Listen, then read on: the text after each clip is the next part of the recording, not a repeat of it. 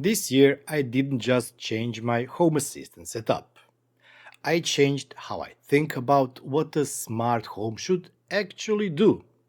This has become a bit of tradition on this channel. Every year, I sit down and record a video called My Home Assistant Setup Year X. And if you've been following this series for a while, you'll probably notice this year feels a bit different. I don't mean just about this hat. This is intentional, not because of a new hardware, not because of a new dashboards, but because this smart home now lives in a completely different place. My previous home assistant setup was built for a city apartment. Today, almost everything revolves around my summer house or my weekend home. And this is where all of my smart home experiments, upgrades, and also investments are happening. So, this video isn't just a setup tour, it's about how my home assistant setup evolved when the home itself changed. And recording this right at the end of the year feels like the right moment to pause and also reset. So, welcome to my Home Assistant Setup Year 7 or 2025 release. We'll start in couple of seconds.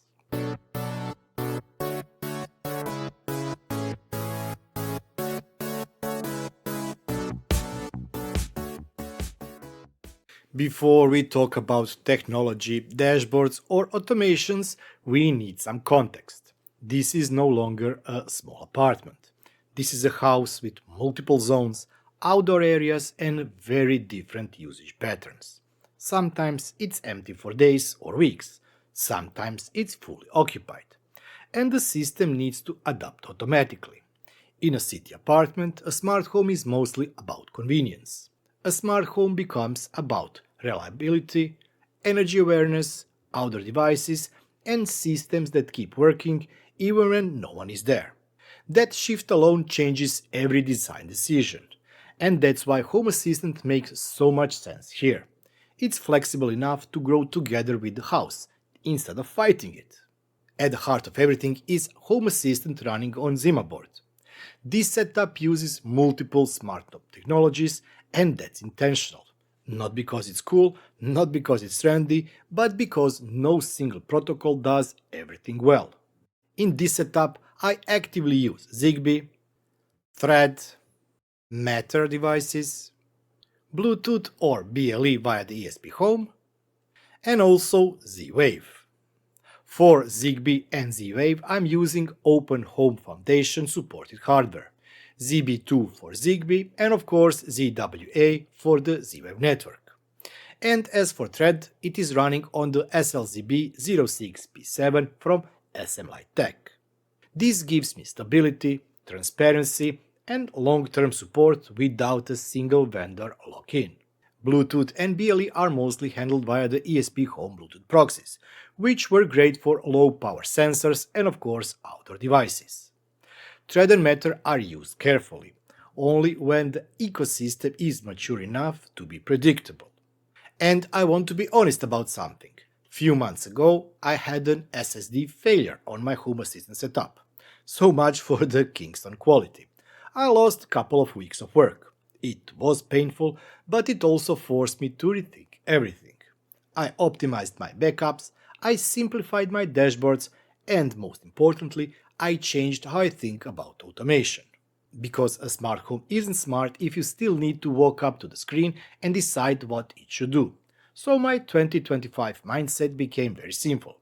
Less finger use, more logic, and also more automation.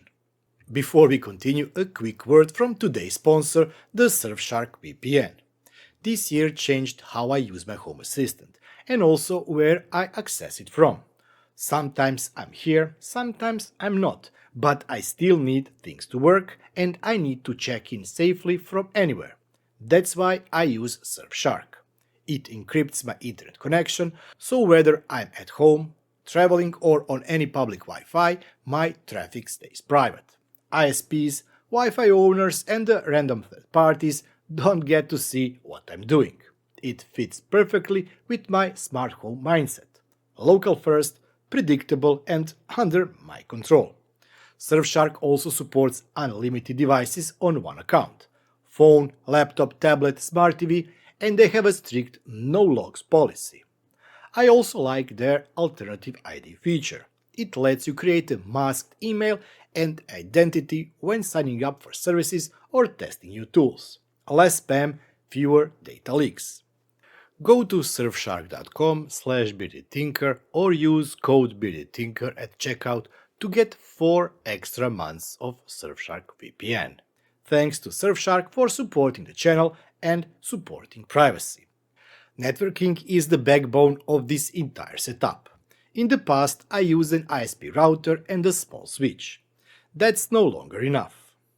Today, the house runs on a fully UniFi based network, and that gives me proper Wi-Fi coverage both inside and outside, roaming for devices, multiple SSIDs, VLANs, and segmentation, plus real visibility into what's actually happening, and also visibility of that same information inside my home assistant. But this is a real-world setup, so there are some trade-offs. Because unfortunately UniFi doesn't officially support VLAN tagging on the one side, I cannot use my ISP's IPTV service without heavy tinkering. Could I make it work? Probably. Do I want to maintain that long term, that hack? No. So I made a conscious decision. Better network stability, better smart home reliability, at the cost of IPTV. And honestly, that's a trade I'm happy to make. People often ask why so many protocols. Because the goal is not uniformity. The goal is reliability. Zigbee and Z-Wave form the backbone for sensors, switches, and of course battery devices. Thread and Matter are used where they actually make sense.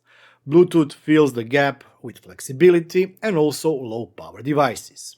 I don't care which protocol a device uses. I care whether it's local, predictable, and of course, it must be reliable.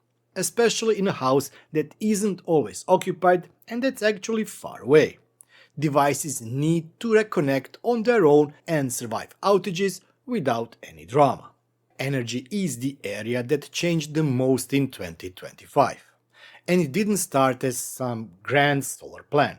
It started with nothing. Early in 2025, I moved over a single solar panel and microinverter from my apartment. No battery, just a simple way to offset daytime consumption. Towards the end of the year, I replaced the setup with the Zendur SolarFlow system and added a battery storage. That completely changed how energy works in this house. At the time of the recording, the new panels are still not installed. I know, but even in the winter the foundation is now there. One important admission. Until recently, I didn't actually know how much electricity this house consumes. That's why a Shelly 3EM Pro is already prepared and ready for the installation. And that's also a big shift, from tracking a single phase at apartment to tracking all 3 phases in this house. Some of these energy decisions deserve their own deep dive, and those videos are already coming next year. While we are already here, dashboards, and they changed a lot this year. Earlier setup looked great, but required constant interaction. After the SSD failure, I simplified everything. Dashboards are now status first, control second, and interaction last. Their job is to answer what question, what is happening right now. If I need to constantly tap the screen, the automations have failed. And yes, the automations, this is the most important part of the setup.